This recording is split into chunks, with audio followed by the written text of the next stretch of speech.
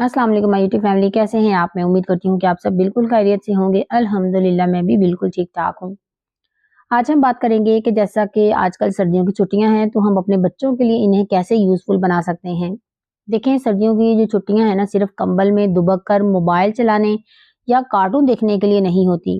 ये वो कीमती दिन होते हैं जो अगर समझदारी से इस्तेमाल कर लिए जाएँ, तो एक आम सा बच्चा भी गैर मामूली सलाहियतों वाला इंसान बन सकता है। याद रखें, बच्चे वो नहीं बनते जो हम उन्हें कहते हैं, बल्कि बच्चे वो बनते हैं जो हम उन्हें सिखाते हैं। आज की इस वीडियो में हम बात करेंगे कि सर्दियों की छुट्टियों में बच्चों को ज़हीन, खुद-एतमाद और मुस्तकबिल के लिए तैयार कैसे किया जाए, और वो भी ऐसे तरीकों से जो मिडिल क्लास फैमिली के लिए बिल्कुल आसान, सस्ते और प्रैक्टिकल हों। ये वीडियो खास तौर पर उन पेरेंट्स के लिए है जो चाहते हैं कि उनके बच्चे सिर्फ नंबर लेने वाली मशीन ना बने, बल्कि ज़िंदगी जीने का हुनर भी सीखें। So let's get started. सबसे पहले नंबर पे देखते हैं कि विंटर वेकेशंस में बच्चों को स्मार्ट बनाने का दुरुस्त तरीका क्या है। देखें, सर्दियों की छुट्टियों में ना बच्चों के पास बहुत टाइम होता है, दिमाग ताज़ा होता है और प्रेशर भी कम होता है। यही वो वक़्त है कि जब बच्चों की छुपी हुई सलाहियतें निखारी जा सकती हैं।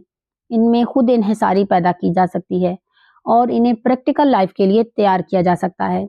अब इसके लिए ज़रूरी नहीं है कि महँगे-महँगे कोर्सेज़ कराएँ हम, एकेडमीज़ या स्मार्ट क्लासेस ही जॉइन करवाएँ बच्चों को। बल्कि असल स्मार्ट पेरेंटिंग ये है कि बच्चे को करके सिखाया जाए, गलती की इजाजत दी जाए और तारीफ के जरिए उसका हौसला बढ़ाया जाए। आइए उन 5 आसान मगर ताकतवर स्किल्स की तरफ जो हर बच्चा सर्दियों की छुट्टियों में सीख सकता है और अपने आप को काबिल बना सकता है और मुआशरे का एक अच्छा इंसान भी बना सकता है। सबसे पहले नंबर पे कुकिंग, खाना पकाने की स्किल। देखें, खाना पकाना सिर्फ किचन का काम नहीं है, ये एक लाइफ स्किल है। जब बच्चा किचन में जाता है ना, तो वो पैमाइश सीखता है, वक़्त की कदर जानता है, सफाई और तरतीब का आदी बनता है और खुद पर एतमाद महसूस करता है। अब हमारी जैसी मिडिल क्लास फैमिलीज़ के लिए बेहतरीन तरीका ये है कि बच्चों को छोटी-छोटी स्किल्स सिखाई जाएँ, जैसे चाय बनाना, अंडा बॉयल करना, फ्राई करना, सैंडविच बनाना, चाट बनाना या दलिया बनाना, या सिर्फ सब्जी काटना और उसे तरतीब से रखना। ये सब काम बच्चे को आहिस्ता-आहिस्ता सिखाएं। जो बच्चा अपना खाना खुद बना सकता है ना, वो किसी पर बोझ नहीं बनता।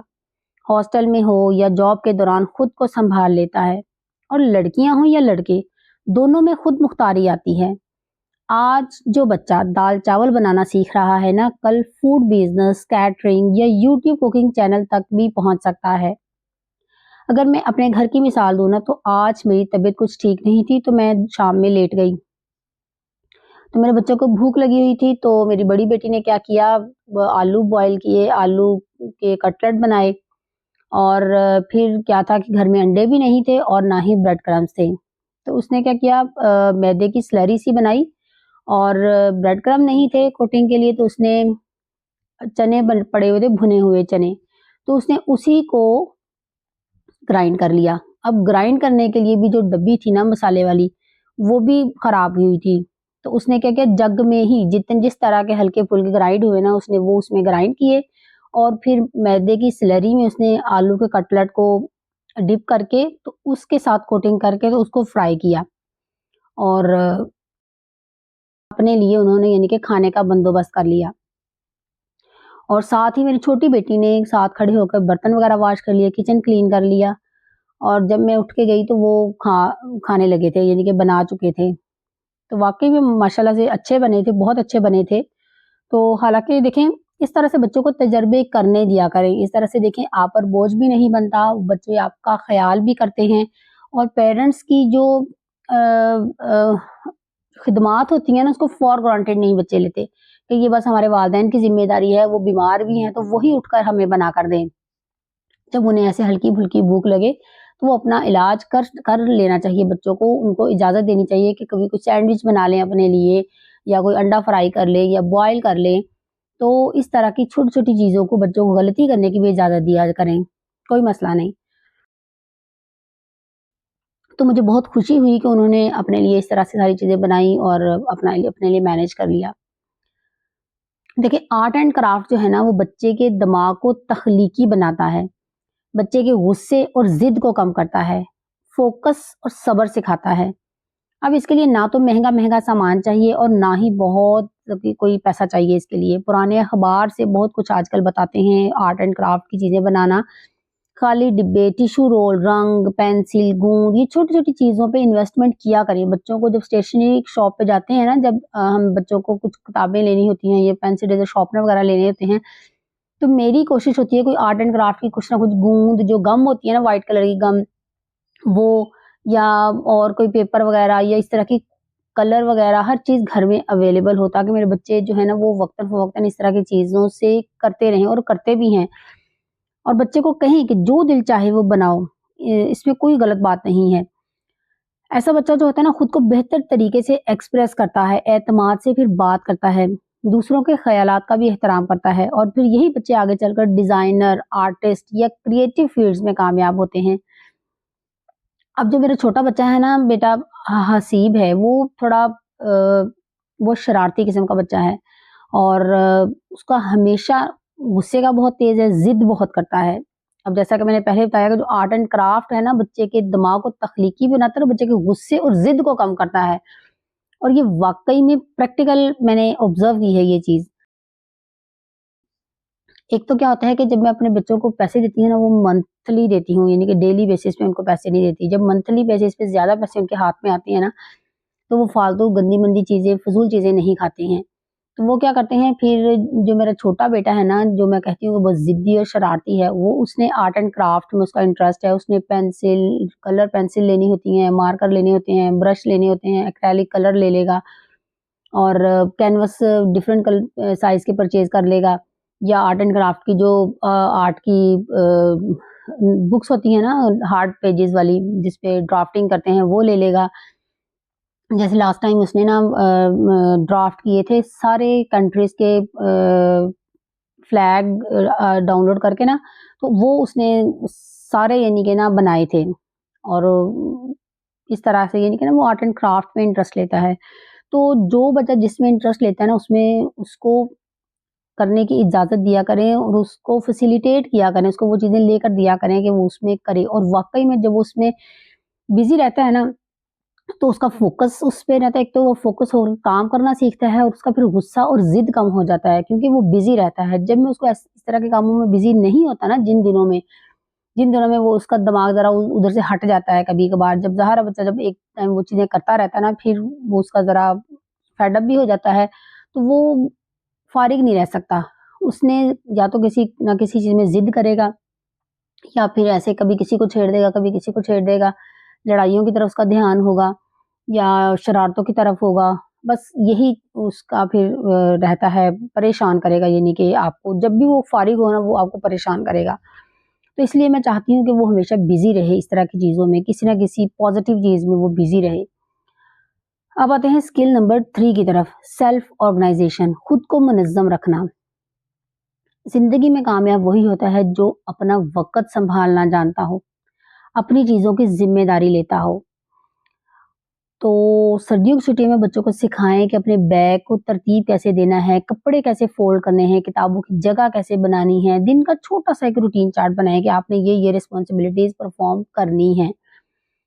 तो जो मुनज़्ज़म बच्चा होता है ना, वो स्कूल में भी नुमायाँ होता है, उस्ताज़ का पसंदीदा भी होता है, और लीडरशिप क्वालिटीज़ रखता है। यही स्किल आगे जाकर फिर ऑफ़िस मैनेजमेंट, बिज़नेस और कामयाब करियर की बुनियाद बनती है। और एक बात ज़हन में रखें कि हर बच्चे की अपनी-अपनी क्वालिटीज़ होती हैं। जैसे मेरा छोटा बेटा जो है वो आर्ट एंड क्राफ्ट में इंटरेस्ट रखता है, या बहुत ज़्यादा शरारती है। लेकिन जो मेरा बड़ा बेटा है हाशिर, वो बहुत ऑर्गनाइज़्ड है, यानी कि उसको ऑर्गनाइज़ेशन बहुत पसंद है। वो अपने पैसों को उन चीज़ों में इन्वेस्ट नहीं करता। अब मैं कभी उसको ये फ़ोर्स नहीं करती कि बेटा देखो वो तो इस तरह के काम करता है, वो तो आर्ट एंड क्राफ्ट में इतना इंटरेस्ट लेता है, इतनी अच्छी-अच्छी चीज़ें बनाता है, तुम क्यों नहीं बनाते? नहीं। मुझे पता है कि इसका इंटरेस्ट और है, उसका और है। इसको उसको मैनेजमेंट का कोई शौक नहीं है, वो अपनी चीज़ों को भी नहीं सँभालता, लेकिन ये अपनी चीज़ें अरेंज करके रखेगा। सुबह माशाल्लाह से इन्होंने 5 बजे उठ जाना होता है, 5:20 पे इन्होंने जाना होता है मदरसे। तो जो मेरा बड़ा बेटा ना, पहले ये उठेगा, इसने अपनी हर चीज़ रात को ही अरेंज करके रखनी है। अपनी जैकेट, अपनी शॉल, अपनी सॉक्स, और हर चीज़ यानी कि एक्सेसरीज़ ना उसने, ग्लव्स वगैरह हर चीज़ एक साइड पे करके रखनी है, दोनों भाइयों की उसने रखनी है। ये नहीं कहता कि वो छोटा तो वो खुद क्यों नहीं करता, नहीं, उसको पता है कि इसने नहीं करनी, मैंने ही करनी है। ये अगर इसकी कोई चीज़ नहीं मिलेगी तो मैं ही लेट होऊँगा, इसकी वजह से मुझे भी फिर मैं भी लेट हो जाऊँगा। तो इसलिए उसने दोनों की चीज़ें रात को अरेंज करके अपनी इकट्ठी करके रखनी है और सुबह उठ के पहले उसने खुद तैयार होना है, हर चीज़ तैयार करके, यानी कि सॉक्स वगैरह पहन के, ग्लव्स पहन के, जैकेट पहन के तैयार होके बैठ के उसने उसको उठाना है छोटे को कि चलो भाई उठो, अब तुम तैयार हो जाओ। ये तुम्हारी सारी चीज़ें पड़ी हैं, उसके सिरहाने रख के उसको उठाएगा कि भाई ये तुम्हारी सारी चीज़ें पड़ी, उठो और तैयार हो जाओ। फिर उसने जाके वुज़ू करना, उसने तैयार होना, फिर उन्होंने जाना है।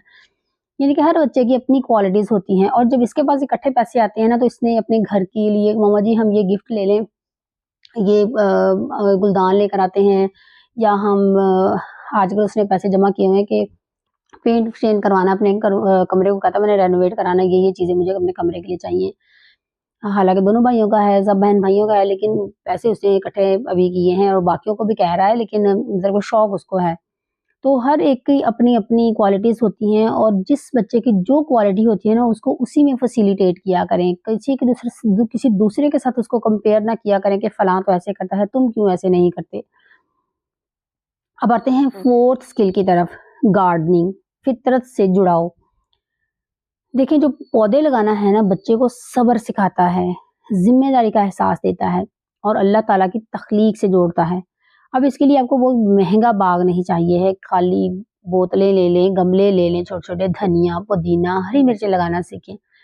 जब बच्चा खुद पानी देता है ना, मिट्टी बदलता है, पौधे को बढ़ता हुआ देखता है, तो उसको सब्र जो है ना, अल्लाह पाक उसमें सब्र डालता है, वो सब्र सीखता है कि इसने आहिस्ता-आहिस्ता बढ़ना है। और फिर ज़िम्मेदारी का एहसास होता है कि मैंने डेली इसको पानी देना है, मैंने इसकी केयर करनी है और उसको फिर पता चलता है कि कोई भी चीज़ जो है ना, जो आप करते हैं, काम करते हैं, उसका फ़ौरी आपको रिवार्ड नहीं मिल जाता।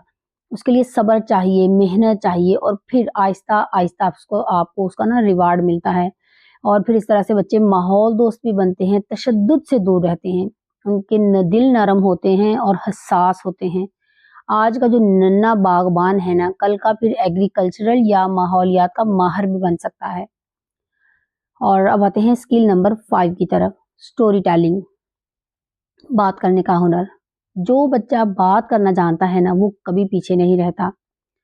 सोने से पहले बच्चों को ज़रूर कहानियाँ सुनाएं और बच्चे से कहानियाँ बनवाएं भी। जैसे कोई एक पिक्चर्स होती है ना, वो दिखाएं, बेटा ये अब इस पे आप खुद कहानी लिखो।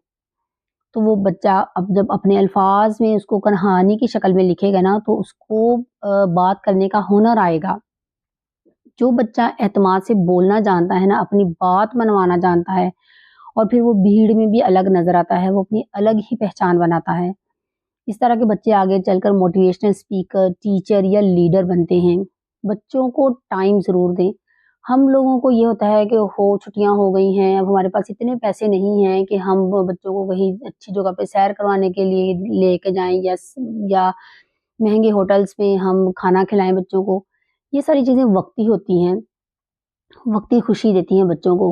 लेकिन जो आप टाइम बच्चों को देंगे, ये छोटी-छोटी स्किल्स जिसमें कोई ज़्यादा पैसे भी नहीं लगते, आप ये सिखाएँगे ना, तो इससे आपका कनेक्शन भी बच्चों के साथ स्ट्रॉन्ग होगा और बच्चे में एक अ, सोशल क्वालिटीज़ आएँगी, वो एक मुआशरे का अच्छा इंसान बनेगा और ये उसकी तरबियत का हिस्सा बनेगी और ये उसको मुआशरे में एक अलग ही इंसान बनाएँगी। बच्चों को सोने के से पहले टाइम ज़रूर दें। मेरे बच्चे जो हैं ना, वो सोने से पहले ज़रूर मेरे साथ बैठते हैं, आधा पौना घंटा, 2 घंटे, फिर जाके सोते हैं। चाहे मेरे किचन के काम रह जाएँ ना, मैं उनके साथ पहले टाइम पे उनको सुलाती हूँ, उनके पास बैठ के बातें करके थोड़ी देर, फिर मैं अपने जाके कामों को वाइंड अप करती हूँ। इससे आपका जो कनेक्शन है ना बच्चे के साथ स्ट्रॉन्ग बनता है और सोने का जो टाइम होता है ना, बेहतरीन टाइम होता है आपका बच्चे के साथ टाइम स्पेंड करने का। देखिए, दिन में अगर आप कहते हैं ना बच्चे को बेटा ऐसे नहीं करना है, ये करना है, ये अच्छी बात है, तो बच्चे का दिमाग ना कई चीज़ों की तरफ चल रहा होता है, या खेल की तरफ होता है या कहीं जाने की तरफ होता है। कहीं न कहीं बच्चा बिज़ी होता है, वो आपकी बात कभी भी नहीं सुनता। सुन भी लेता है तो उसके दिल पे या ज़हन में असर नहीं छोड़ती वो बात। लेकिन रात के टाइम में बच्चा बिल्कुल रिलैक्स होता है, वो सोना चाहता है, उसका माइंडफुल फोकस्ड होके आपकी बातें सुनता है। आप जो भी बात करते हैं ना, उससे कोई स्टोरी टेलिंग का टाइम आप उसके साथ रखते हैं, या आप अपने बचपन की बातें बताते हैं, आपने कैसे अपनी लाइफ को गुज़ारा, आपने कैसे छोटी-छोटी चीज़ों से सीखा, तो बच्चे बहुत खुश होते हैं और उसका जो इम्प्रेशन है ना, वो बच्चे के ज़हन में बहुत देर तक रहता है और वो समझता है उन चीज़ों को। तो ये छोटी-छोटी स्किल्स हैं जो यकीन करें इतना फ़ायदा देंगी ना आपके बच्चों को, कि आपके बच्चे मुस्तकबिल का बेहतरीन सरमाया होंगे आपके लिए। हमारा माँ-बाप होना सिर्फ़ खाना पिलाना नहीं है। हमारे माँ-बाप होने का मतलब ये नहीं है कि बच्चों को अच्छा खाना खिलाएँ, हम अच्छी तालीम दें, हम अच्छी जगहों पे, अच्छी यूनिवर्सिटीज़ में भेजें, बल्कि हमारा माँ-बाप होने का मतलब ये है कि हम उन्हें एक अच्छा इंसान बनाएँ। सर्दियों की ये छुट्टियाँ जो है ना वो गुज़र जाएँगी, लेकिन अगर आपने इन दिनों में अपने बच्चों को ज़िंदगी जीने की स्किल्स दे दी ना, तो ये छुट्टियाँ उनके मुस्तकबिल की बुनियाद बन जाएँगी। याद रखें, महँगे खिलौने नहीं, कीमती हुनर जो है ना बच्चे को अज़ीम बनाते हैं। अगर आप चाहते हैं कि आपका बच्चा कल आप पर फ़ख्र करे, तो आज उसके हाथ में मोबाइल नहीं, हुनर दीजिए। अल्लाह पाक हम सबको बेहतरीन तरबियत करने वाला वालिदैन बनने की तौफ़ीक दे, आमीन। उम्मीद है कि आपको वीडियो अच्छी लगी हो, और अगर आपने कोई एक भी बात इसमें सीखी हो, तो वीडियो को लाइक ज़रूर कीजिएगा और अपने प्यारों के साथ शेयर भी कीजिएगा ताकि उनका भी फ़ायदा हो सके। मिलते हैं नेक्स्ट व्लॉग में, तब तक के लिए अल्लाह हाफ़िज़।